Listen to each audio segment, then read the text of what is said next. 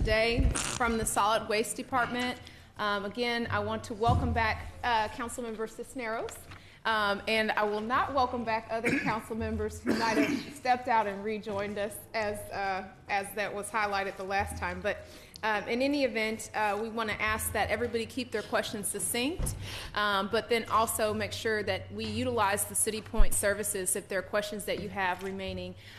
With that being said, we will go ahead and turn it over to Director Hayes for the Solid Waste Department's presentation. Okay, thank you, Madam Chair. And let me quickly publicly apologize. As I indicated, I think we either overread or underread the instructions, and that's why I didn't put copies out, but we were able to recover quickly with that. With copies, you've got everything that was uploaded.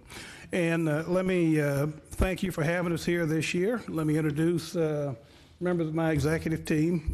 With me is Randy Timms, who is the department's Chief Financial Officer.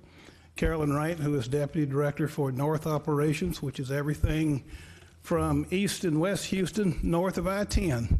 And then we have Anthony Bowie, who is the Deputy Director for South Operations, and has everything south of I-10. In the back of the room, we have Wealthia White, our budget manager. And all the way in the back, we have interested staff that are part of the future of Houston Solid Waste, and they're here to learn and grow and see how we do things. Go ahead, please. So this is what we will cover on today's presentation with the department. This is kind of boilerplate, what y'all have been looking at during these hearings. Go ahead, please.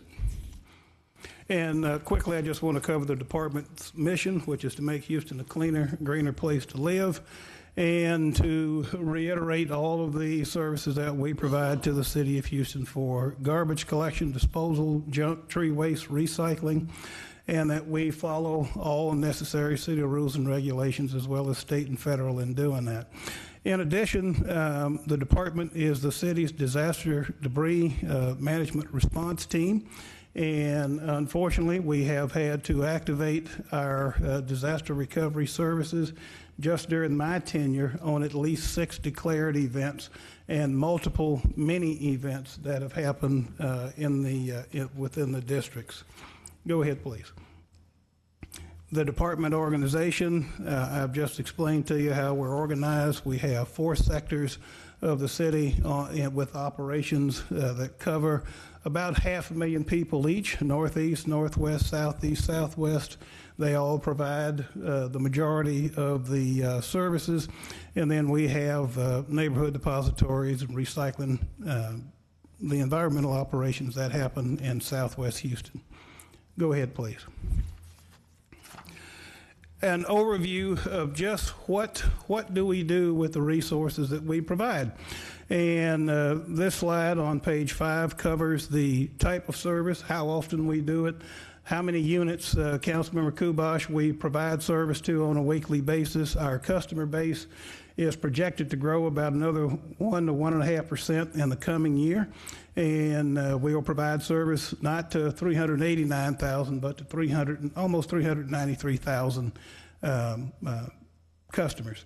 Over the course of a year, that's about 20.5 million visits that we would have for garbage, the same for yard waste, about 25% of that for tree waste. Recycling is bi-weekly. The depositories, which we need about 4 or 5 of those in other locations around the city. But for the 6 that we do have, we get about 6,000 visitors a year. Dead animal collection, it's about 20,000 animals that meet an untimely demise on the city's roadways.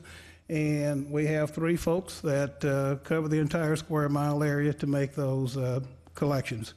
We don't estimate the disaster management because, quite frankly, it depends on the scope and breadth of the event, whether it's a natural disaster, a man-made disaster, or other type of event. But all total for base services, we're looking at about 55 million touches of the public that the Houston Solid Waste Department has over the course of a year. Go ahead, please. In your our budget, we see that our variance is about a $52,000 change for the general fund. Much of this has to do with the decrease in our dumpster permits, meaning that folks have opted to not renew that permit. So we're operating with about $52,000 in less revenue. We also have non-resident garbage service, which is provided to businesses who may have, I call these household businesses.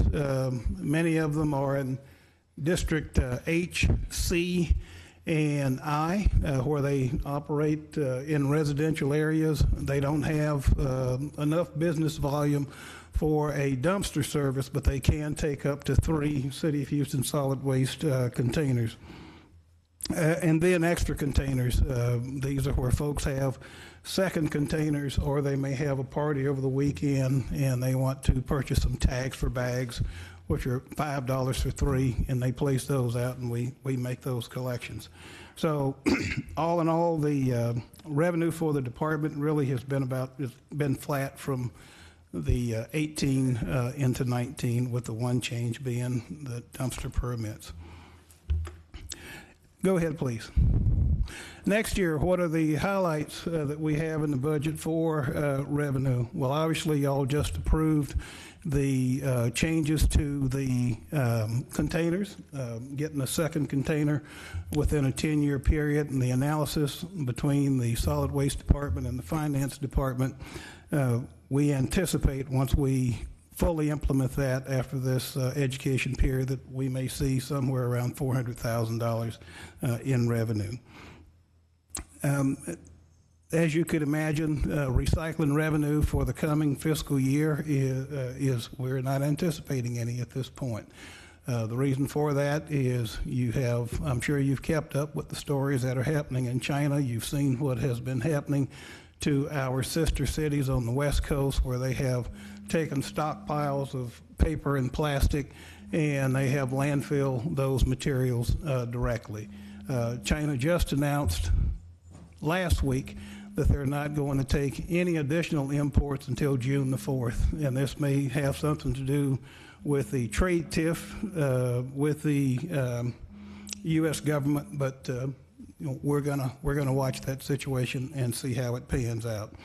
We don't anticipate that this will have any impact whatsoever with our contract with FCC. That facility is still scheduled to open in March of next year. I have been in meetings with those individuals. We have been monitoring their permitting process through the City of Houston, through the TCEQ, and we are fully on schedule, and we do expect to come before one of the council committees, perhaps Quality of Life, next month, and give a general update as to where we are with the implementation of that contract. But just as a reminder, our exposure on recycling in the future is going to be $19, which is less than the cost of disposal. Right now, we've been paying somewhere between $50 to $60 a ton because of the reduction in the rebates. But we have good news for the future, that $19 will be the ceiling that we will hit in that contract. Go ahead, please. There we go. I'm on slide 8. Our expenditures within the general fund, we're proposing $80.2 million, which is a 0.1% change from FY2017. And then I made a note, Madam Chair, this recycling revenue fund. This is really an accounting tool that we work with the finance department, where the debt service for the trucks and the containers from the last tranche of recycling expansion that we did in FY16, that's where that $7.6 million is carried. And so we do a transfer from the general fund to the recycling revenue fund to cover the debt service for the containers and the trucks. Next slide, please. This is showing what we spend in with the $80.2 million, how much of it is personnel related, which is about 42%, and then other expenses are 58%. Most of the other restricted accounts, which is about 13% of the budget. This is for fuel, about $3.7 million. Our IT, HR, voice, and utilities, that covers the majority of that $6.03 million. And then for other services, we have about 49,000 sponsorships. And in this $5.8 million, $3 million of that is to cover the folks subscribing for that sponsorship service, and that's where they get a $6 rebate from us for their own contracted service. And then we have about $1 million that we do allocate for cart replacement and for growth. Okay, go ahead, please. It's basically showing our personnel versus non-personnel for 2305, which is the recycling revenue fund. We have 3 FTEs that work in there for recycling program management, for community relations and outreach in growing the program, not just in single-family areas, but also in multifamily as well. Houston has slightly more than 50% of its housing stock in multifamily, where we don't provide city service, if you will, for garbage, but they still take up valuable landfill airspace that impacts the entire region over the long haul. Go ahead, please. The reductions that we're showing here over the last 3 years, and I'm going back in FY17, we reduced 11 FTEs. These were primarily in the neighborhood depository sites, and then in FY18, we eliminated 2 FTEs in our GIS group. These were analysts that help us track our routes and manage routes and how they grow with truck assignments. And for FY19, we did not reduce any positions, but over the 3 years, it's been about $2.5 million that we have reduced. And beating the horse, this covers the same thing I just covered in the previous 2 slides, so we can go ahead, please. Our expenditure highlights, we're relatively flat, 0.1%, which is really what is covered in the restricted accounts for personnel, fleet chargeback, utilities. We don't have any control with that. The one thing that we want to ensure that we are mindful of is that solid waste service is a public safety and homeland security matter. And just as we learned during Hurricane Harvey, when we have these inundations and we have these public health risks of rats and other vermin out there that can impact the public health, that we have to work with all due speed to make those abatements, even if it means going onto private property.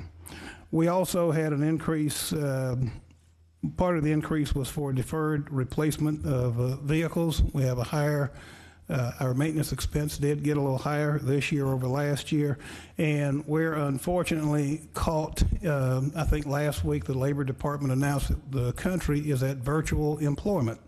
We have about a 3.5% unemployment rate. And for some of the key positions that we need for solid waste service, qualified CDL drivers, qualified junior and senior technicians to work in our shops, that impacts us.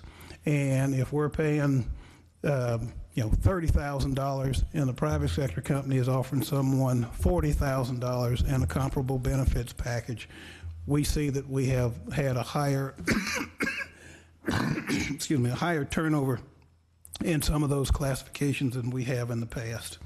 And then the other piece, we're a growing city, and that puts a strain on our continued demands for service, particularly in those areas where we have seen historic growth, primarily everything within the loop, and then some of the remote areas out in West Houston, Southeast Houston, and Northeast Houston. We our FTE count from FY 2008, which is the first year that I took over as a solid waste department, to today. Okay, our population and our service delivery has grown by nearly 12%, but our FTE count and the number of trucks that we put out every day has remained flat.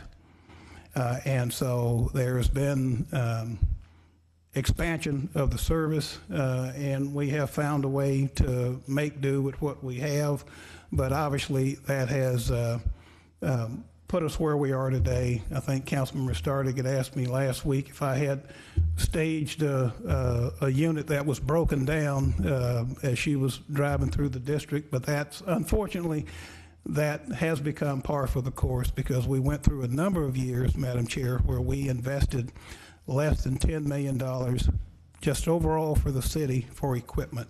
And what analysts continuously tell us, to have the kind of fleet that we have for public safety, homeland security, and our solid waste services, we should be spending somewhere between $60 and $65 million a year.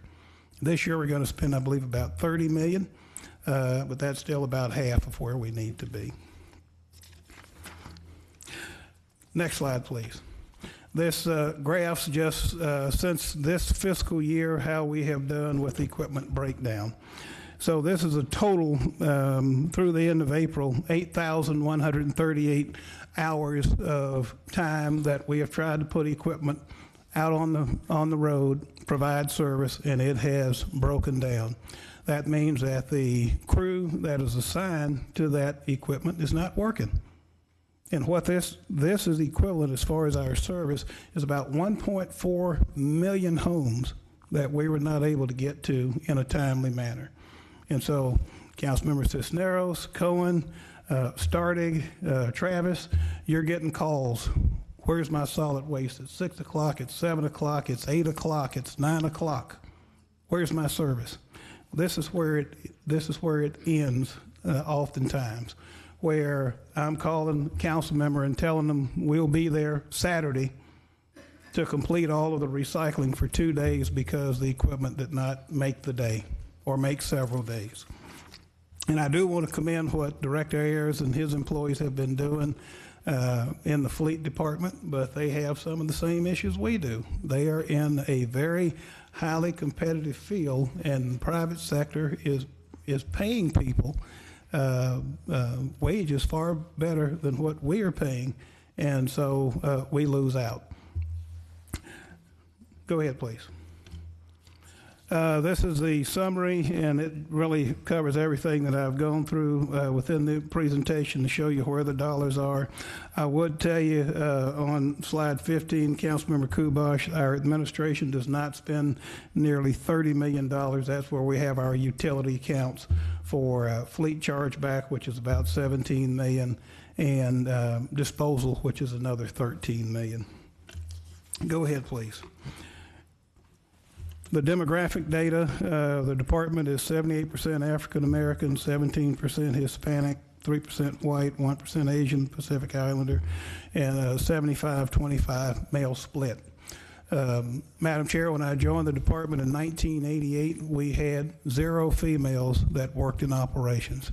And today we're at 25% of our operations staff because we've changed the engineering, if you will, of the work so that we don't have a driver and 2 or 3 laborers working on the back of a truck. The equipment is doing the work for us. We also had 2,000 employees when I joined the department back in 1988, and we're now down to 452. Our population at that time was about 1.7 million. And we are now at 2.3 million and about to surpass Chicago. And so if there is, in fact, someone who is doing much more with less, it's the men and women of solid waste management. And I certainly commend them for what they do under normal circumstances and certainly for what they do when we have these public safety and homeland security events, where they're working days in and days out to get this city back on its feet and running and working like we all expect it to. And it's a charge that we gladly accept, and I'm very proud to say, it's kind of an unfortunate proud, that the Houston Solid Waste leadership team is probably more experienced than any other solid waste team in the South, and quite frankly, maybe even the nation, in helping a city recover after it's been struck by these multitude of events. We have gone through multi-million cubic yard events, and generally within 60 to 90 days, we're back to normal. And I'll close by saying when Mayor Turner asked me in a meeting, he said, "Harry, how long did it take you to pick up after Hurricane Ike, because that was devastating?" I said, "Mayor, in the first 3 weeks, we had picked up 72% of the debris." He said, "I'm writing that down right now, because that's what I'm going to hold you to." And that's what we hold ourselves to, because we know that the folks are hurting, we know that the city is hurting, and we know that your constituents, who are our customers, they are counting on relief. And our employees know that, and they sense it, and they get out there and they do the work. Go ahead, please. The last thing I'll mention here, we've worked on the homeless initiatives. We're still doing that in several districts. And we did receive the grant for the Zika abatement, which we're doing a soft launch on that in just a few days. And we'll have, once we get the routes tweaked, we'll have a larger announcement so that we will have everything set up with the use of the trucks. This is a complete communities project, but I believe in working with the health department and the CDC, we have some room on other areas that we may be able to work in. Go ahead, please. I think I've covered all of that. Go ahead, please. I think I'm at the best part. Madam Chair, any questions? Well, thank you for your presentation, Director Hayes. I think I want to welcome a few more council members who've joined us. Councilmember David Robinson, Chair Jack Christie has also joined us. And I want to go ahead and start with questions and allow my colleagues also to ask theirs. First, on behalf of council, I'd like to thank all of the solid waste team for what they did during Harvey. I think it was an extraordinary task, and it was met by an extraordinary response from our staff and personnel, and so I just want to say thank you on behalf of that, because that meant such a big deal in terms of people being able to begin to rebuild their lives. I want to next kind of go to a big picture item in regards to our recycling. I know that you talked about the first 3 quarters not being able to collect any revenue and cited to the basis for that, but with regard to the risk allocation on this new FCC contract that we have, what is our exposure looking like? Did you say $119 million exposure?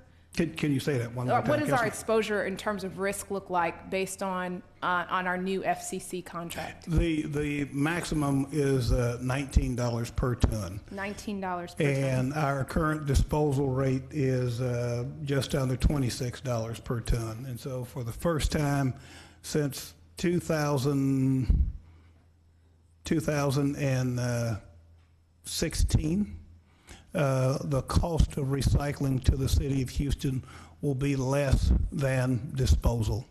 Okay.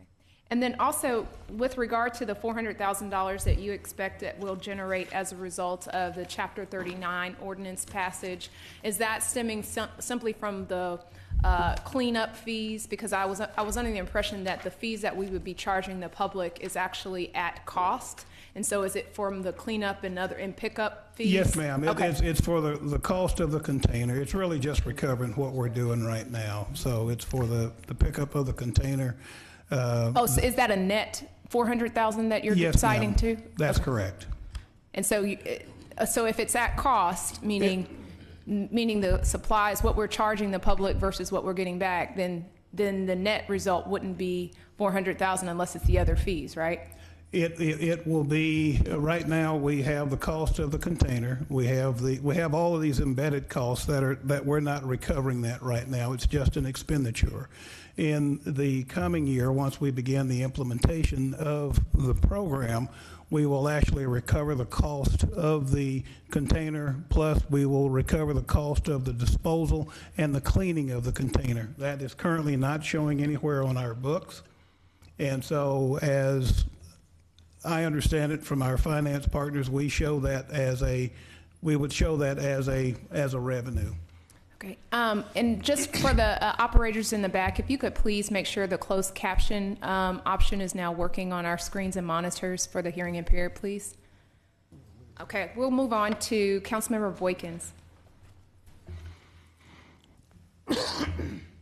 Thank you. Thank you, Madam Chair. Director, thank you so much, Director Hayes, for your presentation. Let me just start off by saying, I look forward to the solid waste presentation every year with your budget, because it seems that every year new challenges faces, your employees and your team, and you guys always rise to the occasion. So I want to first start off by thanking my two good friends who worked for you, and you recognize them later, and I'm going to tell you why I consider them friends, and that's Carolyn Wright, who works on the north side, and Anthony Bowie, who works on the south. But I'm going to say they both work throughout the entire city, Director Hayes, because when the city has a need, both of them shows up. I've gotten to know both of them as a district council member dealing with the homeless initiative in my district, and they don't discriminate where they are and what needs to be done. Carolyn Wright and Anthony Bowie are 24 hours a day, at least with me, 7 days a week, along with the staff. So I want to personally say thank you. I notice I keep forgetting my friend name who take the pictures back there, waving her hand. I think Carolyn and Anthony just got jealous because I used to say nice things. They quit bringing her out, but that's a different story. I want to say this real quick with regards to your staff, Harry. Thank you, thank you, thank you. During Hurricane Harvey, you guys showed off with little money. I know, we had federal money. We didn't have any help from the state when we needed it. While we were waiting on that rainy day fund that never came through to come in, your team stepped up to the plate and tried to help relieve the residents in my district and throughout the city. On the homeless initiative, I know you guys will be out again this Wednesday. Thank you so much for that, and y'all run a straight, tight program. On the heavy trash, we've had issues about people complaining about the heavy trash issues. And I contacted Bowie, who runs my area, and he responded immediately. I want to thank him for that. I'm almost wrapping it up, Madam Chair. One thing I want to say to you guys, and I'll definitely get back in the queue, is that, I believe in this big second chance program. And solid waste has been a division of our city that have given people who made mistakes a second chance. And I want to say I commend you on that. But I have some other great comments I want to make because I believe in your department. Yes, sir. Councilmember Kubash. Thank you, Madam Chairman. It's good to see Richard Wynn, our former council member from District F, with us here in chamber. Thank you, Rich, for being here today. Also, Director Hayes, how old is the oldest of our garbage trucks that are out on the road today? We have 2006s and 7s that are still on the road. They are 12 years old, which is about 6 to 7 years beyond their best practice recommended useful life. How much does it cost to buy a new truck? It's about $280,000. How many trucks could we buy for $3 million? Yeah, about 12 to 14.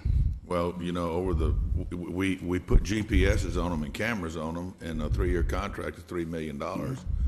And that's why I voted no. Mm-hmm. Putting GPSs on trucks that it just doesn't make any sense to me, especially when you could probably track some of these things a whole lot cheaper anyway. And that's why I was opposed to that. I would rather have the new trucks than to put GPSs and cameras on old trucks. But that's over with. That was a vote. And let me ask you this concerning the Councilmember, I know Councilmember Gallegos had been really struggling to get an amendment a year ago for the collection of fees for the containers, the containers No, we sir, have? we didn't have a struggle in doing that. It was just a matter of how it worked. It worked its way through the system for But- financial review. So anyway, we're going to get about $400,000. Yes, sir, the first year? that's the estimate. That's All right. correct. And on FFC, is it FFC or FCC. FCC? It's hard for me to say that because it makes me think of something else. But FCC, when will the groundbreaking be on that property? I will report on that in June, council member. We have been working with them on Has their. it broken yet? No, sir. So there will be a groundbreaking news I'm going to report on that and let you know when it is, so that we can ensure that everybody who wants to be there can be there with us. Well, I was just at Oates Road and Highway 90 today, where we have one of. Is that our largest landfill area there, or do we have others other than that one? That would be the McCarty Road landfill, and yes, sir, that's one of the largest in the state. Yeah, Oates Road really needs some help, some work. But you're not public works. You're solid waste. But I just want you to know those trucks are We rough have on that road. that is one of the most heavily traveled trucking routes in the region, council member. They're And- cutting through. It's a cut through now. So anyway, thank Okay. you, Mr. Madam Chairman. Councilmember Stardig. Thank you. For all the solid waste teams that are listening, your job is very important to the quality of life in our city, and we don't take it for granted. My district was very, very concerned about the delays in Yes, ma'am. in heavy trash pickup when we finally got it 10 months later. So to the point that they were asking for refunds on their taxes. I mean, they were very upset and aggravated, and I heard a lot about it. And just for the record, Director, we all advocated that we got back online as quickly as we could. Right. So now, where are we as far as in the process? Because I want to understand what the expectations are going forward for our level of service in a timely manner. Because, like I said, for 10 months, while we were accommodating those that we should Yes, have in flooded areas, there were many neighborhoods that were not getting the service. So are we going to be going forward with the services, or are we going to continue to be impacted, and should set those expectations so they understand? No, ma'am. You have, as you indicated, council member, you were very strongly advocating, because we had these 28 unique areas of the city that were totally devastated, so much so that we had 12 contractors that worked on the disaster contract, plus we had 2 additional cities here working alongside us. So we had the equivalent of 3 Houston solid waste departments plus 12 contractors working over 640 square miles to do right-of-way collection, private property debris collection, some of which was in your area. Before my time runs out. But we put the schedule out in March, and our expectation is that we're going to be on schedule. Go ahead and put me back in the queue, because I had a question. Councilmember Boykins. Oh, I didn't know I was back in that quick. Yeah, because that time is running real quick. Director Hayes, let me say again, too, which I think is extremely important to me, the staff, thank you. Yes. Thank you when people don't give you credit for what you do. And the reason I can say that, for those who may not be aware, but BFI, Waste Management, Republic, and Hayes Trash Service, all part of my family. My dad had died after working. I mean, it had nothing to do with it, just a coincidence. My father passed the day BFI became Republic that Saturday morning. He died that morning. And my brother works for Waste Management now, and the other driving trucks, roll off. And the other one worked for Hayes for a while. So I say that to say I understand trash. That's why I get on the truck with your team and ride the front end or back end and get back there myself. Because I understand the makeup of what it takes to keep a neighborhood clean, but more importantly, the people who are working, doing this kind of work, nobody want to do it. But they want their trash up in their neighborhood, and they complain. So for those that you give second chances to, Harry, and those that stay with you due to the low wages, because there is no money in the budget for them, I just want to say thank you. Also, I want to say, you've talked about, I got so many notes here. You talked about, you have 620 trucks in your inventory, roughly. And colleagues, let me say this, and Mr. Chairman, I said it when I came back, and I was really disgusted when we had a resident in the Skyview part of my district, off of 288, was complaining about the heavy trash. Who did I call? Mr. Boyd. Mr. Boyd said, council member, meet me. I'll meet you over there. So I went over there in my pickup truck to pick up trash. Loaded up my truck. Council member had nothing to do with it. Being a council member, went to the landfill, and we dropped that load of trash off, Harry. Yes, sir. And it was dark. And Boyd said, well, council member, let me go get one of the trucks to pull up, just to pull up. They were all lined up like in the military, just beautiful. Not one would crank up. Broken down equipment. And for me to have those trucks and those people working out there and sit up and tell you I want to cut your budget, ain't no way on God's earth, based on what the people in my district were saying about how they wanted that trash up. So again, I said it to the health department, and I'm going to say it to solid waste. If you present me a budget where you're cutting, I'm not supporting it. Councilmember Startup. Turn this off. Thank you. I appreciate all the comments. We all know this is very important.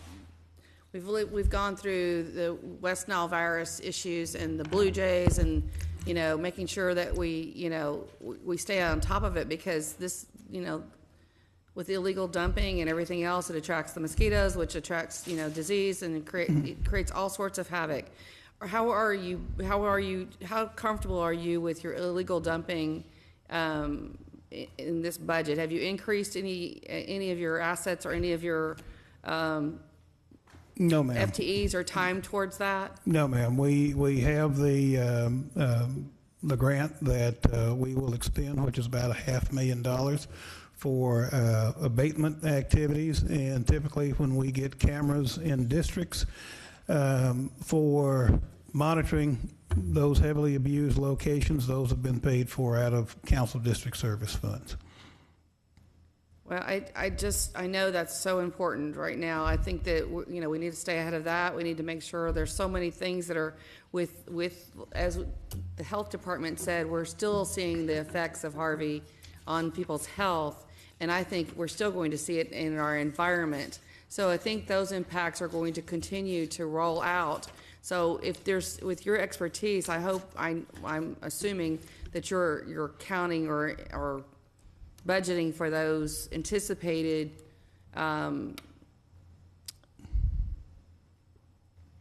events that may happen as a result of the standing water and the things that were in people's homes that haven't been totally gutted or have been abandoned. And I would assume there's probably homes out there that have been abandoned, and so where is all that going to? How are we addressing those kind of things? If we when have they're putting that stuff out to the curb. If we have homes we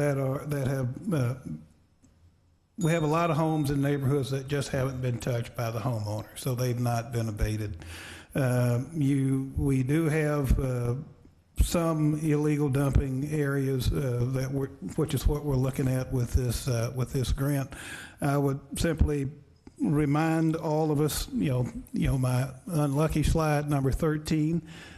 Which discusses, what we're trying to do and what we need to do, and how we need, if we're going to be serious about this, then we have to look at best practices. We look at what other cities do.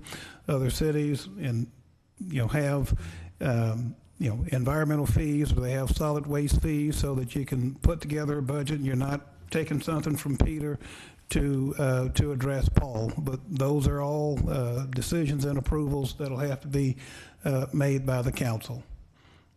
But I would say, Madam Chair, I have been a broken record since 2008 about what I believe and what I would recommend that the city of Houston do, so that we can have the kind of solid waste agency that we're looking for. We don't have enough neighborhood depositories. We don't have enough trucks to cover all of our routes.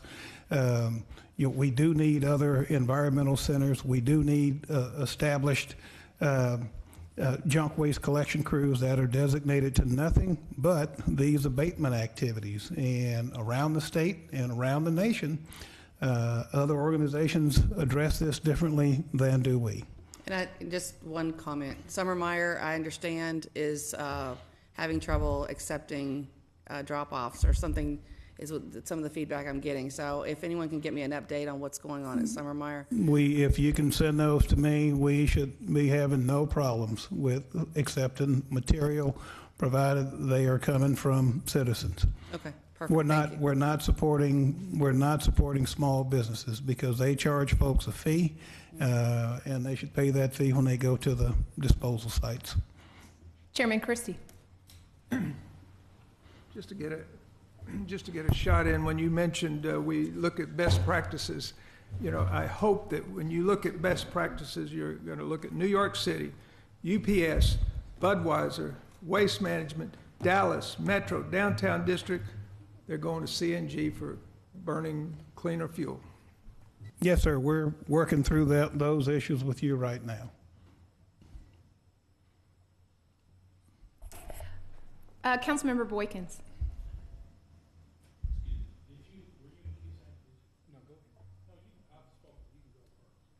Okay. Thank you, Councilmember. First question, Director, is I wanted to ask if you all have any sense of how effective the Tire Manifest program has been since we instituted that. We have, it's not as effective as it needs to be because we only have 3 folks that are out in the field on a daily basis covering nearly 4,000 businesses around the city. And it's kind of a cat and mouse game where the folks decide to operate overnight, and we can send a few people out, 1 or 2 people out at night, but Houston is a big place. Next question has to do with the complete communities. I like that you're looking at different opportunities to be creative and to try to abate some of these nuisances in the neighborhood. We've worked on several programs together. We have some ongoing programs, so I appreciate that. I was wondering if you have anything specific that you think we could be doing as a city, kind of creative, with the lack of funding that you do have, or you don't have, I should say. What are the creative type programs, similar to what we have now or that you've noticed in other cities? Would you make a suggestion? Mr. Dickey, I think that a lot of this work is occurring right now with the planning department. I've been very pleased with how they've gotten out in the community to ask the community what it would like to see. So in that regard, I believe that's working well. I think some of the activities that Director Takasha Francis has with the Department of Neighborhoods have been effective. Here for us, when we look at some of the abatement activities, we've got a staff person who's dedicated to nothing but looking for grants and for partnership opportunities where we can, get one-off funding and we can do programs such as this. But if there's something in addition that we're not thinking of, I'm certainly open to any suggestion to try to find out how we can make it work. We have the resources on the department side, and we should always try to find a way to be successful in the community. Thank you, and thank you to your staff. They've been very, very helpful on a number of occasions. The entire staff. That's right. Everyone back there. Thank you. And I think we have a former council member, Richard Wynn, also that's joined us in the chamber, so wanted to acknowledge you there. To turn your attention to the recycling revenue fund, I'm sorry, Councilmember Boykins. I didn't realize Mr. Sam DK was going to take up all that time. I wouldn't have been so generous. Stay out of my district. Let me also say to former Councilmember Richard Wynn, good to see you, sir. You're always a council member once you want here. Director Hayes, you have talked about a broken record, but timing is everything. And I think right now is a better time. And I don't think there's a person in the city of Houston that went through Hurricane Harvey and realized that we were waiting on federal money. Some was playing politics with us. and state money to pick up heavy trash in their communities, as well as debris. And in some parts of the neighborhood, as Sam mentioned, we had rubber tires and boats in ditches, and some other neighborhoods had real nice bags of trash that they wanted up. The bottom line, everybody wanted trash up. You had 600 plus pieces of broken down equipment trying to do what patching up your equipment to do your best. My question to you is this: trash fee, solid waste fee. What will it take to get us there? What impact, what other major cities have a fee? And how would that impact, what relief would that give to the city's budget if we can get it to where it needs to be in return to the fee that it generates money like our Rebuild Houston fee? I think right now it's very clear. I think it's very clear that we know we need something to be done with this revenue cap that's holding us back from generating additional revenue as the city's population continues to grow. And then we can't give more money to solid waste, but everybody want that trash up. And I can tell you this, as a district council member, the calls I received, Director Hayes, the excuses I had to give to push people back to wait because we had 600 plus square miles of City of Houston streets to clean up with minimum equipment, working equipment, I'm ready to support it. I think it's time, and I think the people in the City of Houston will support that if it's structured correctly. Well, that's where obviously to get us to whatever the preferred future is, we're going to work with the council members and with the administration on how we get to the future. I think that looking at the whole picture of what services we provide as a city and how we want to deliver those services is the larger argument to be had. We have about $650 million in deferred maintenance in buildings. We are about $160 million behind on equipment purchases. We're 50% behind on where we need to be. We're not as competitive with some of the critical classifications with wages. So there are a number of cascading questions and engagement that has to happen with the public to take these issues one at a time. And I think the administration and certainly council members are having these discussions with the constituency. Well, I'm on board. And one final question, and I'll post the remainder of my questions on City Point, but I did want to understand the driver behind some of the expenditure increases on the recycling revenue funds from 2018 to 2019. It went from 4.3 million to 5.2 million, and I was just trying to understand what the major driver was there. And that's in the budget book, page 159. Are you okay? Yeah, okay. Allergies, whatever. Listen, I don't want to keep talking if something's going on. It's whatever. It's like we need to pause. Whatever the jet stream is bringing, it doesn't like me. Okay. So my whole house is kind of rasping like this. Councilmember, I can provide the backup information. Basically what it is, it's when the trucks are cycling through, the trucks and the containers, when we implemented each phase of the recycling program. The first phase was in 2010. I think we did 2 or 3 trucks. And then we ramped that up through 2015. I think in 1 year, we added about 115,000 units. And those payments are what are trailing on that 7-year cycle to pay for that equipment. But we'll provide all the specific detail on the questions page. Thank you. Yes, ma'am. And I don't see any of my colleagues in the queue any longer or any staff from any other office. Is there any comment from the public? Okay, thank you very much, Director, for your presentation. And again, if there are additional questions you have, feel free to use City Point. Thank you so much. Yes, ma'am. Thank you very much, Madam Chair.